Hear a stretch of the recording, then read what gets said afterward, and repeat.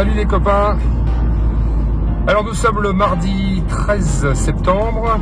Il est... Quelle heure il est là? 7h30 du matin. Et là je pars en chasse à la radiosonde nîmoise de cette nuit, qui atterrit non loin d'ici, du côté de Salon de Provence.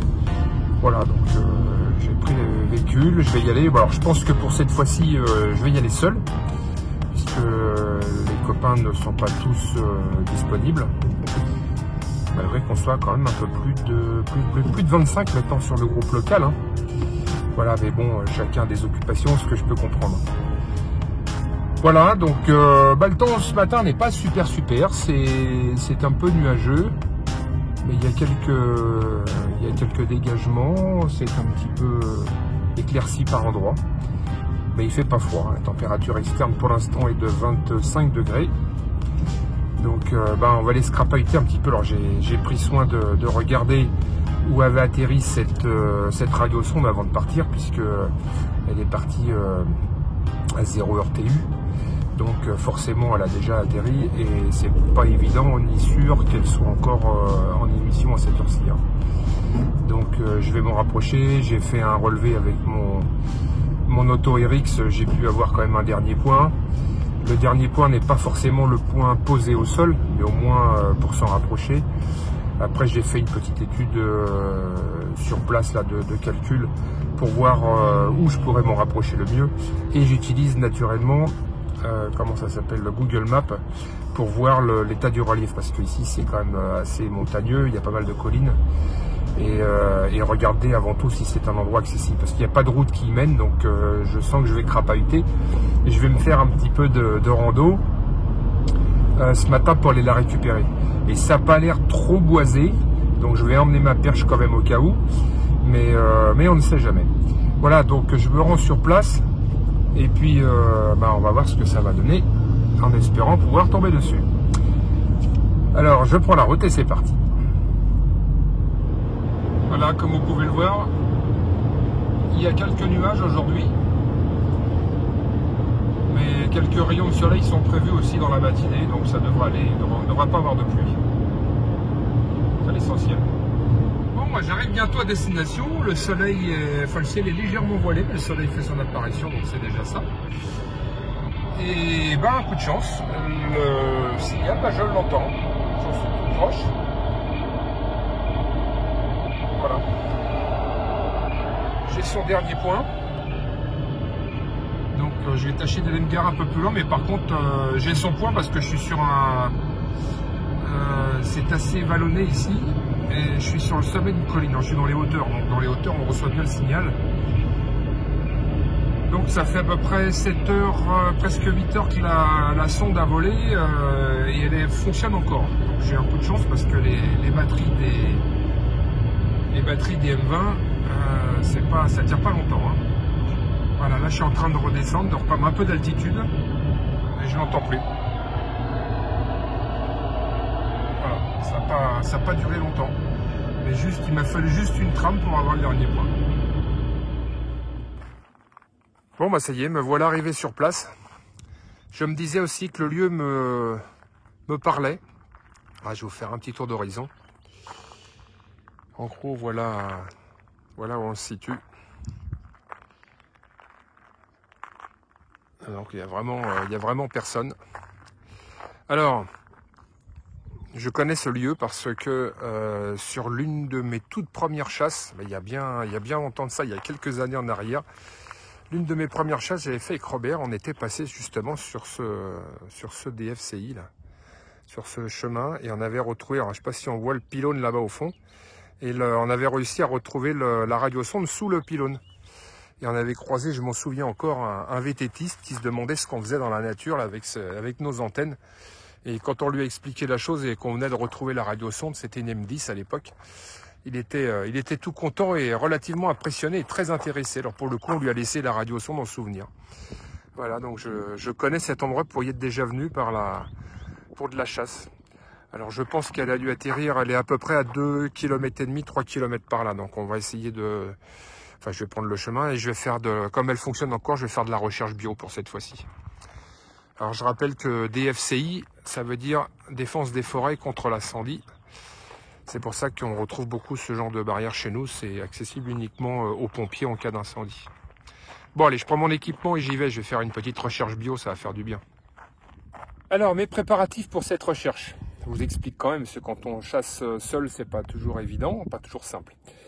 Alors, je vais prendre quelques accessoires avec moi pour vous montrer un petit peu. Alors, voilà. J'ai mon sac à dos, d'accord, dans lequel j'ai quand même une bouteille d'eau, on ne sait jamais.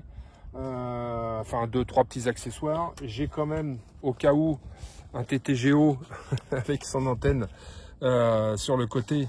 Si j'ai besoin d'avoir un signal de dernier moment, je pense pas en avoir besoin, mais bon, je l'emmène quand même, ça coûte rien. J'emporte avec moi le sécateur, ça c'est important. On ne sait pas, c'est dans la forêt, donc ça risque, il y a peut-être de fortes chances de tomber dans un arbre, donc il vaut mieux prendre des précautions. J'emporte avec moi ma pochette avec mon 144. Je serai en veille naturellement sur le 145, 550, savoir s'il n'y a pas un autre copain en cours. Et ça me permet aussi d'avoir un retour son, parce que le TTGO c'est bien, mais ça donne juste la position, mais ça donne pas le son. Donc avec l'avantage de ce petit pocket, c'est que je peux me mettre sur la fréquence et écouter le 402 en même temps. Et naturellement, pour la recherche bio, mon récepteur, l'antenne, d'ailleurs je vais le mettre en route, on va voir ce que c'est. Voilà. Effectivement. Voilà, le signal est très faible, parce que là, elle doit être à 2-3 km d'ici. Mais j'arrive à quand même recevoir le signal. Donc, voilà, j'ai fermé la voiture. Maintenant, je vais prendre mon sac à dos et c'est parti. Alors, bon, ce que vous voyez derrière moi dans le sac à dos, c'est la perche. Hein.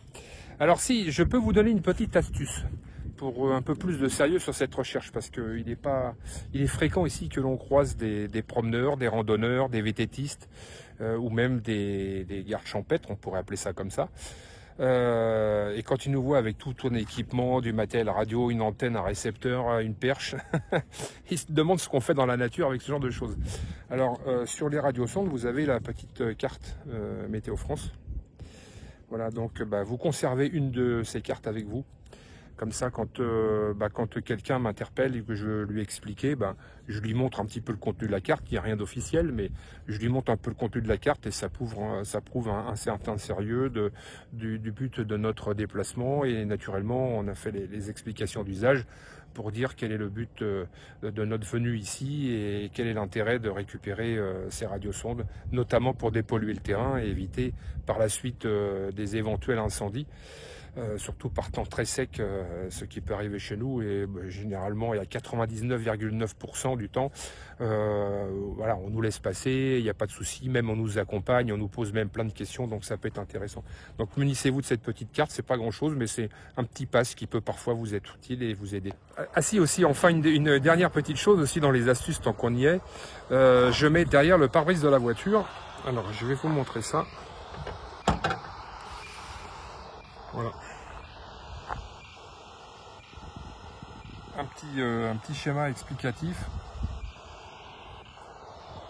Aussi pour leur prévenir que pourquoi ce véhicule est resté garé ici et quel est l'intérêt du déplacement de celui-ci.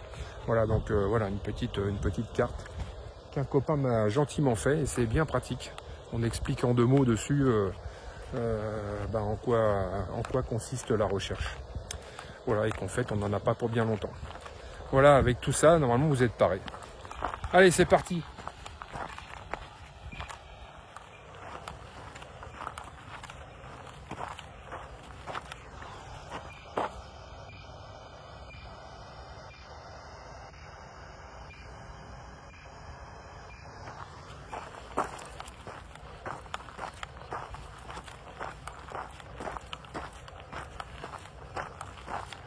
L'endroit est superbe.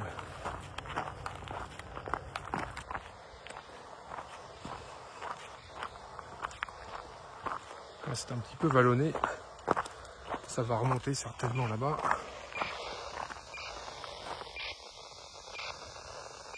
Ah, je commence à avoir du signal là.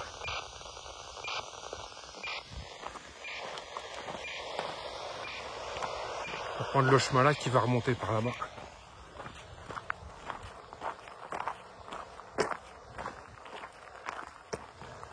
Ah, j'avais vu sur Google Maps avant de partir, parce qu'il faut toujours étudier le terrain avant. qui avait ce fameux grand champ là. Champ de blé, je présume. Et qu'il fallait que je longe ce champ pour arriver à destination. Donc le voici. Ce qui veut dire que je suis dans la bonne direction. Et ça va, bon ça monte un peu, enfin c'est monté un petit peu tout à l'heure, c'est pour ça que je suis un peu essoufflé. Mais à côté de ça, les paysages sont fabuleux.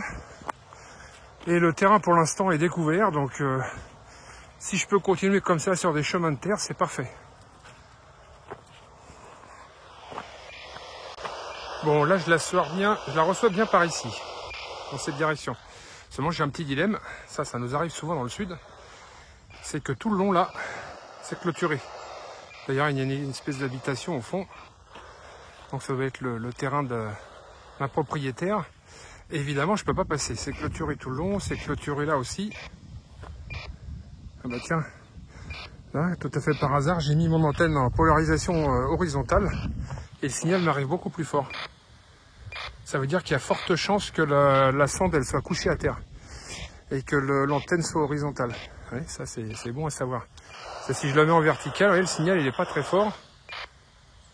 Et si je le mets à l'horizontale, il m'arrive beaucoup plus fort. Bon, donc la polarité a son importance. Alors j'ai vu, je vais rebrousser chemin parce que j'ai vu qu'un petit peu plus bas, il y avait un petit chemin qui tirait sur ma droite. Donc je vais aller faire le tour. La propriété fait quand même pas 1000 hectares. Hein. Donc on devrait bien pouvoir y accéder. Ah, là on arrive bien, on voit bien que je suis sur l'autre chemin et que je suis en hauteur. Sur la crête. Toujours ce petit bout de clôture sur ma droite. Et le chemin qui descend, il devrait tourner un peu. Ouais. Alors évidemment je suis en hauteur aussi, hein, je reçois bien le signal. Hein. La vue est super là. Bon là je suis confronté à un gros problème, c'est que la clôture, regardez, elle est là derrière moi, clôturée, barbelée de partout. Donc là le terrain est relativement grand, je sais pas si c'est un domaine spécifique, gardé de chasse, mais bon, je pense que je vais retourner à la maison que j'ai vue là-haut tout à l'heure, et puis voir si je peux pas trouver quelqu'un pour rentrer, parce que là c'est impossible. Hein. Donc elle se trouverait visiblement là-dedans. Voilà. Le signal arrive à fond, donc elle se trouve par là, à quelques centaines de mètres. Donc je peux absolument pas y accéder. Donc je vais faire le tour et puis je vais essayer de trouver quelqu'un qui pourrait éventuellement me donner l'accès. Le domaine clôturé est vraiment très très très grand. Voilà, la maison est ici. Donc je vais faire le tour. C'est toujours clôturé. Je vais faire le tour et je vais voir si je peux trouver quelqu'un pour me laisser entrer dans le domaine. Bon, ça y est, après quelques négociations, j'ai réussi à trouver enfin quelqu'un. En fait, c'est une maison de chasseurs. C'est pour ça que c'est si bien clôturé, pour pas que les animaux s'enfuient ou rentrent, j'en sais rien. Enfin bon, bref. Je lui ai expliqué l'objet de ma venue.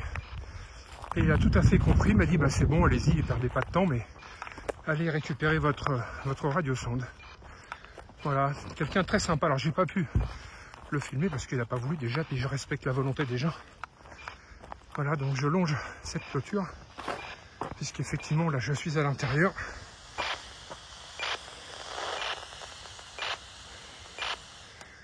Voilà, donc je suis dans la bonne direction. Heureusement qu'il y a des gens sympas. Heureusement qu'elle n'est pas tombée. Je comprends que ce soit fermé. Non, c'est magnifique comme endroit. Comme ça. Heureusement qu'elle n'est pas tombée là-dedans.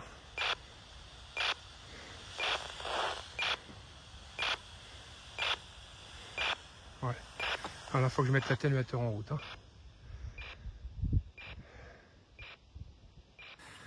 Alors là, j'ai, comme vous le voyez, j'ai un peu de broussaille à traverser. Là, j'ai plus de chemin, donc je coupe tout droit, on dirait l'autre, à travers champ. Sauf que ce ne sont pas des champs. Bon, bah, je devrais pas tarder à la voir.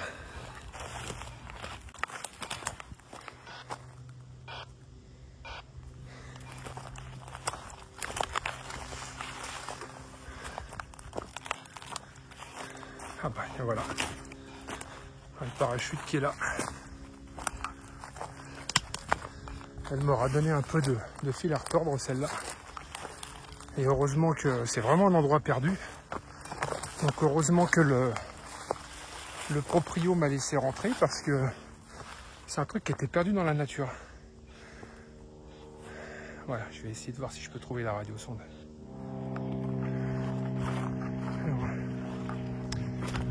Voilà. Donc c'est bien ce que je disais. Elle est posée au sol en position horizontale, ce qui explique pourquoi elle fonctionnait à l'horizontale. Voilà pour l'air horizontale et pour l'air verticale quand elle est en vol. Donc voilà la radiosonde nimoise de cette nuit. Toujours en marche. Alors je suis toujours en veille sur le 550 et puis voir s'il y a un autre copain sur le coup, mais là ça m'étonnerait. Allez, on va aller voir l'état du parachute. Là il y a un reston de ballon.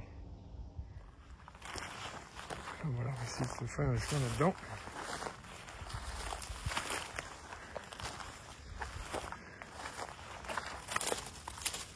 Ah, vous avez intérêt à vous équiper de pantalons et de chaussures de marche. Hein. Je vous le dis. Hein. Bon voilà. Bah, le parachute a dû pratiquement se déployer. Bah, le ballon là il n'en reste pas beaucoup, mais il en restait une partie sur le fil. Voilà, donc je vais couper le fil de l'autre côté, je vais pouvoir rapatrier tout ça. Et ranger tout ça. Alors voilà, radiosonde limoise retrouvée de cette nuit. Ça n'a pas été simple, mais bon, on a pu y accéder, c'est l'essentiel, et on a pu surtout dépolluer le terrain et ramasser ça. Donc voilà, ça fait un petit moment que je suis là, le temps de ranger un peu mes affaires. Maintenant je vais l'éteindre, puis retourner au véhicule. Voilà, c'est le garde-chasse qui m'a aimablement ouvert la porte pour repartir. Bonne journée monsieur, hein. Merci encore. Et puis voilà, dans la foulée, je lui ai laissé la radiosonde, je lui ai expliqué un petit peu ce qu'il en était, il était très intéressé. Et en souvenir, j'ai juste gardé le parachute que je vais mettre à la poubelle. Et puis il a gardé la radiosonde, voilà, comme ça il saura de quoi il s'agit exactement, en souvenir. Par contre, il m'a dit que c'était pas la première fois que sur le domaine, il y avait des... Il me dit c'est pas la première fois que je retrouve des parachutes comme ça. Le domaine est très très grand aussi. Hein. Donc voilà, on a fait un heureux, hein, c'est le principal. Maintenant retour au point de départ. Alors voilà, radiosonde retrouvée avec presque 7 km de rando. Hein. Ça m'a fait une sacrée balade. Hein. Enfin, c'était bien sympa. Le monsieur était très sympa aussi. D'ailleurs, il m'a donné les coordonnées téléphoniques du domaine. Ce qui fait que si un jour il y a besoin de revenir ici, il m'a dit au lieu de vous embêter, téléphonez-moi. Et comme ça, vous prévenez de votre arrivée. Et puis, je viendrai vous ouvrir avec grand plaisir. Voilà, donc, enfin de retour à la voiture. sous ce temps un peu mitigé, on va dire. Mais bon, ça va. Par contre, le secret, je peux vous donner, hein, le secret de la réussite, on va dire entre guillemets, c'est surtout de bien préparer votre départ avant de quitter votre domicile. C'est-à-dire que j'ai regardé à peu près où elle avait atterri, j'avais relevé les coordonnées géographiques, mais ça restait encore une estimation. Et après, c'est pas le tout de se pointer comme ça sur l'estimation. Il faut aussi regarder grâce à Google Maps, en l'occurrence, la position, et en format satellite, ça permet de voir surtout où elle tombe, parce que si ça tombe dans une grosse agglomération, c'est pas la peine de se déplacer, et si ça tombe dans des champs, dans une forêt, après il faut s'équiper en conséquence, hein, prendre le sécateur, votre sac à dos bien sûr, la perche si ça tombe dans un arbre. Voilà, mais on n'est pas, au demeurant, on n'est pas issu à la problématique de retrouver, comment dirais-je, une propriété privée, comme ça s'est passé là, où c'était clôturé partout. En fait, c'est un domaine de chasse, hein, m'a expliqué le monsieur. Voilà, donc quand on regarde sur Google Maps, on se dit ouais, c'est super, c'est un beau terrain, il n'y a personne. Puis quand on arrive là, on a la surprise de voir une clôture qu'on ne voit pas toujours sur Google Maps. Hein. Voilà, et puis l'autre astuce, pour être sûr de pouvoir finaliser cette recherche, c'est surtout de partir, d'être certain au moment de partir que la sonde a pris son envol.